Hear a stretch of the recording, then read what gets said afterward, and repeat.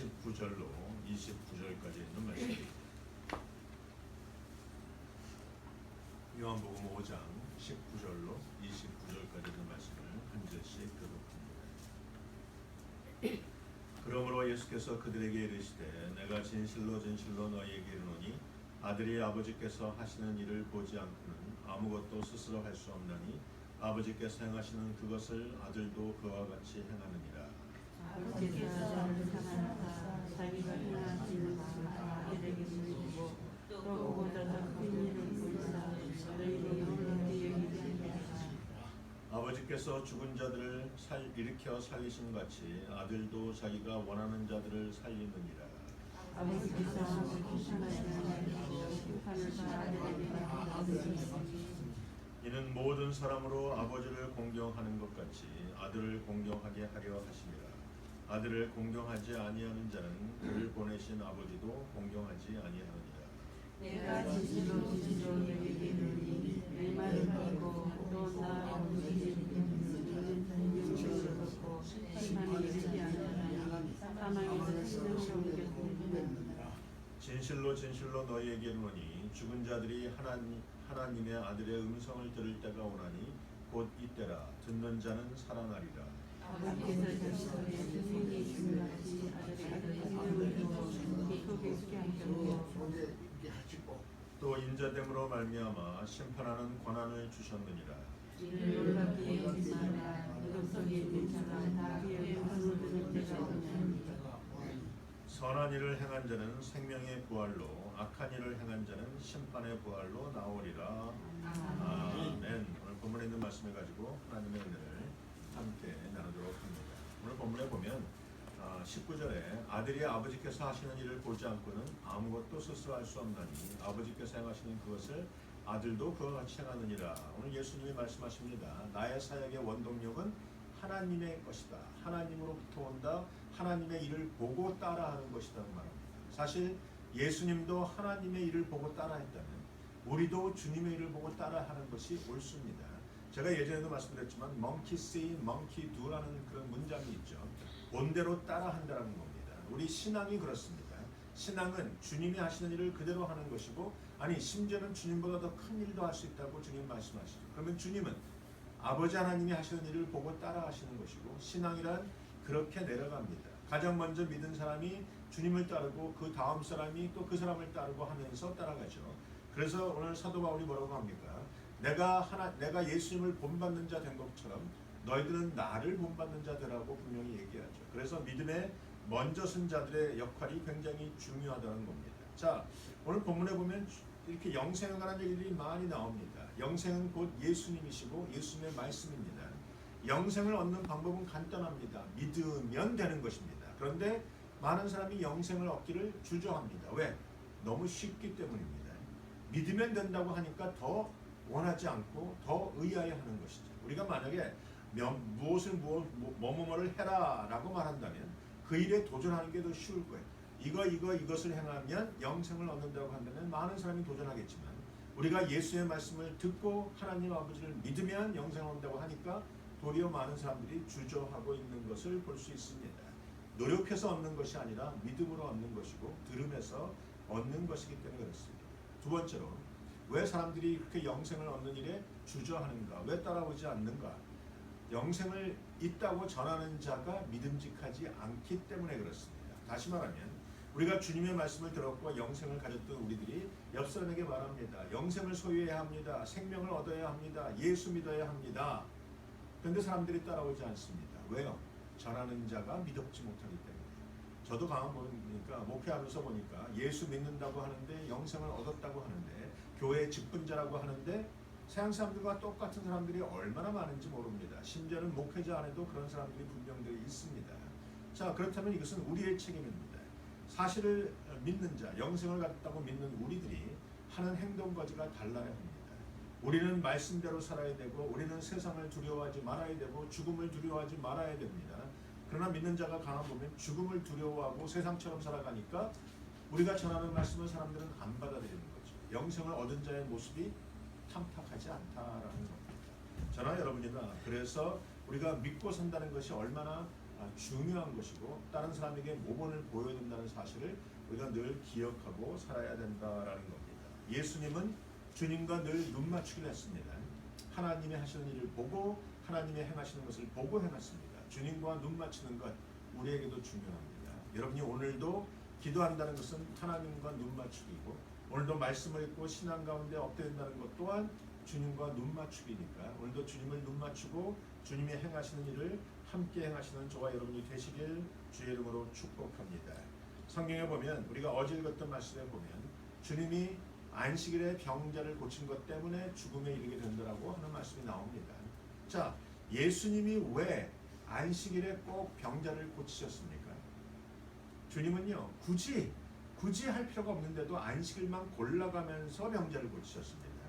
이 사두개인, 바리새인들, 제사장들이 그렇게 싫어하는데 꼭 안식일에 병 고치는 일들이 대부분이었어요. 대부분.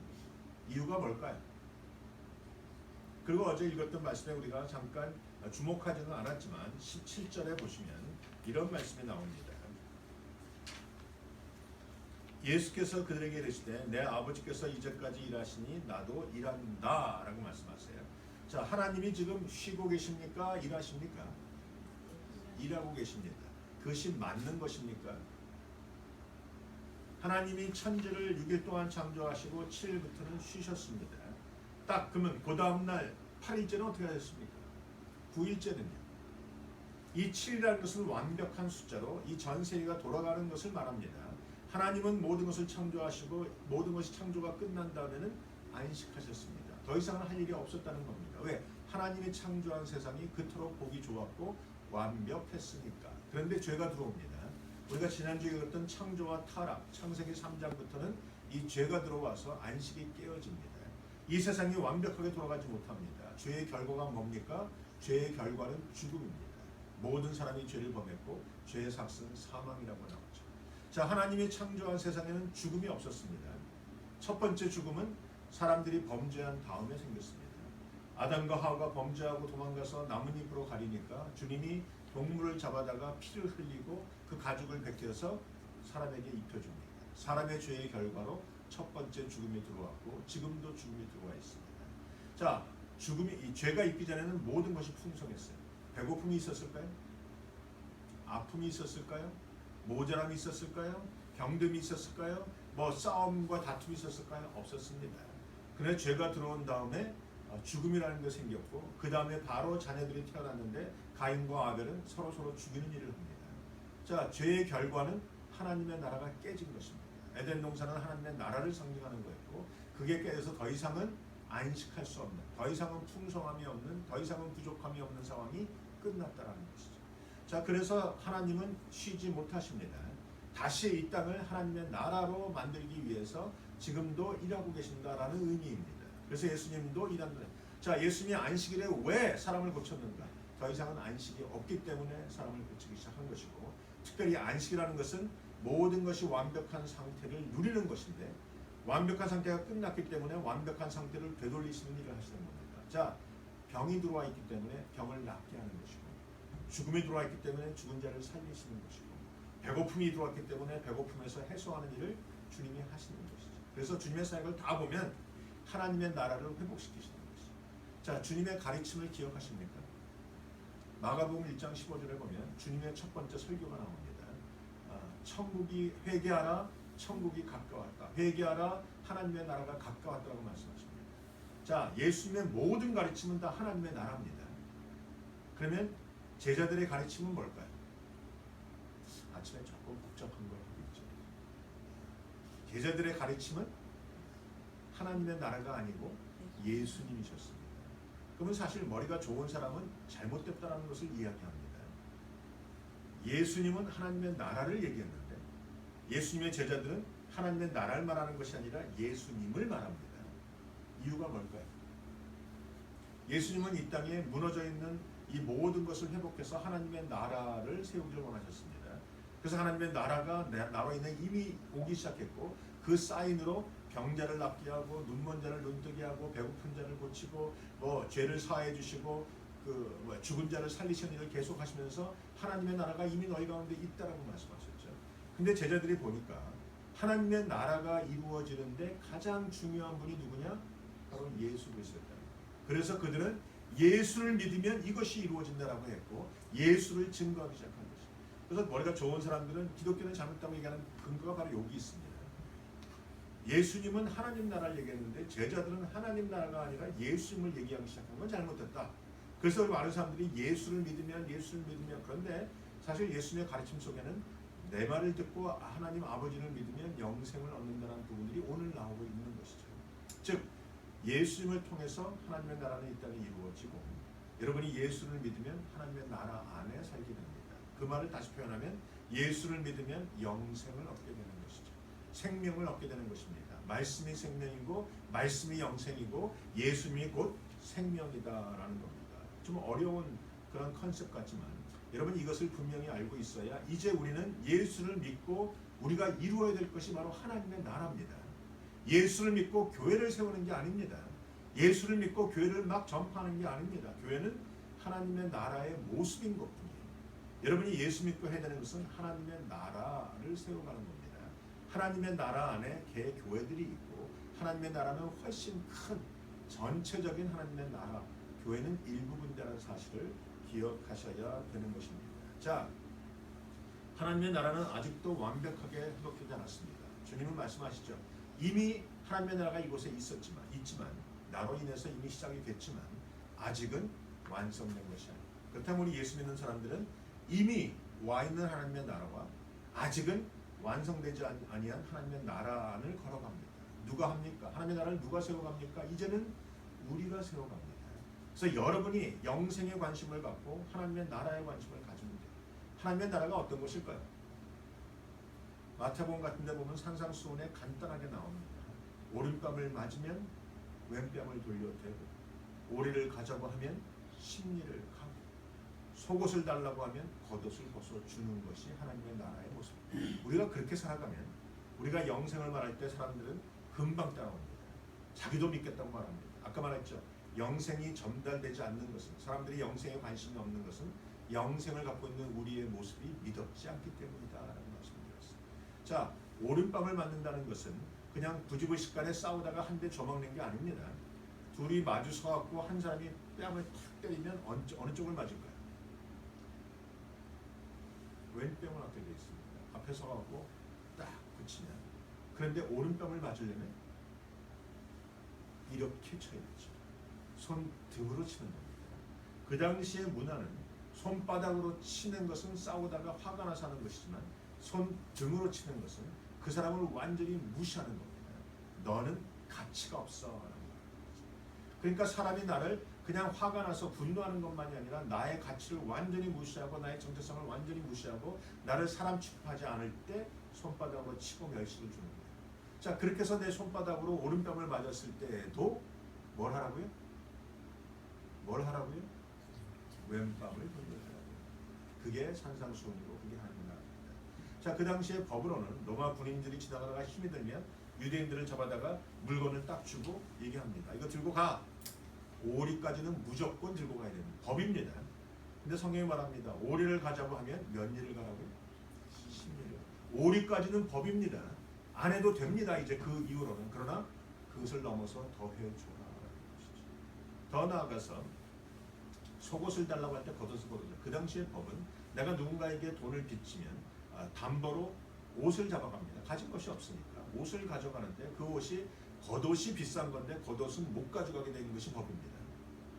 왜? 겉옷을 가져가면 밤중에 추우니까 그 사람이 얼어 죽을 수도 있고 그 사람이 울고 죽고 힘들어하면 우리가 믿는 유대인들이니까 하나님이 벌 줄까봐 겉옷은 안 가져가요. 아니 겉옷을 가져갔다라도 낮에 저녁 때가 해가 떨어지면 쫓아서 줘야 됩니다. 갖고 있다가 내일 아침에 다시 줘. 그래서 사람들이 겉옷은 안 가져가지만 속옷은 가져가요.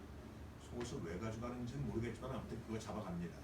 자, 성경은 속옷을 달라고 하는 사람에게 겉옷까지도 없어줘.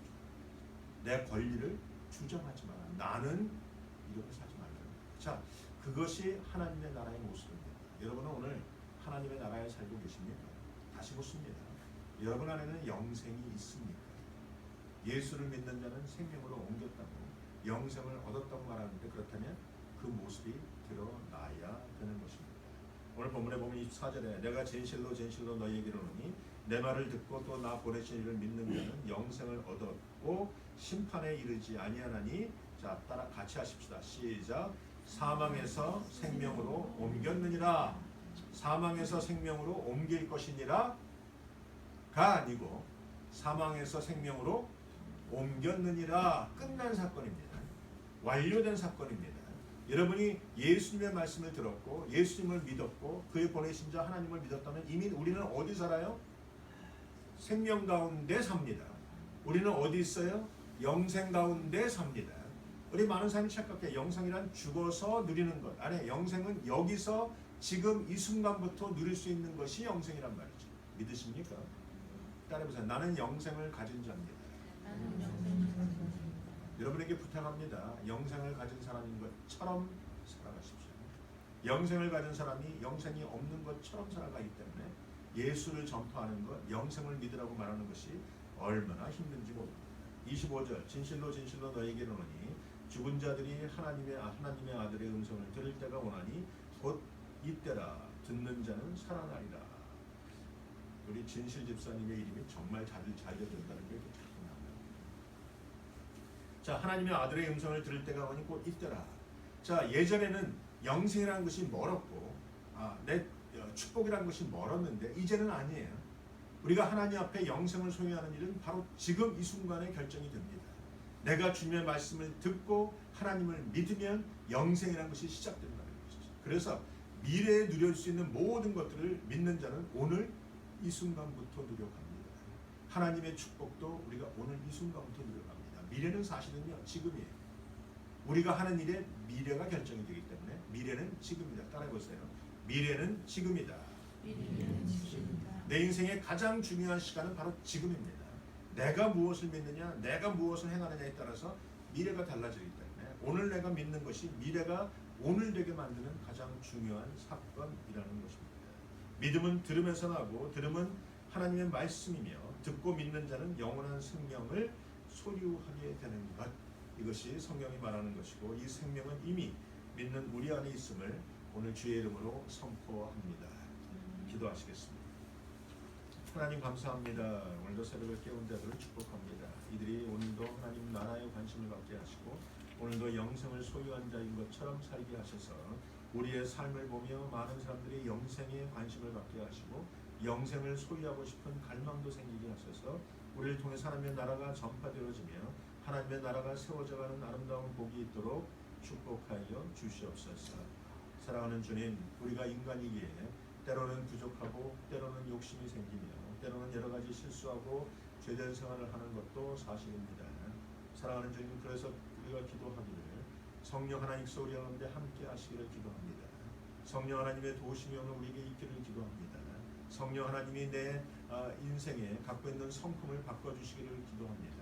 성령 하나님이 나의 안에 있는 그 못된 성품들, 못된 것들을 다 바꿔주셔서 예수 믿는 모든 자들이 이제는 영생을 붙들고 살아가는 자인 것처럼 그들의 인생과 그들의 성품과 그들의 생각이 오직 하나님의 나라에 있는 자인 것처럼 살아갈 수 있도록 은혜를 베풀어 주시옵소서.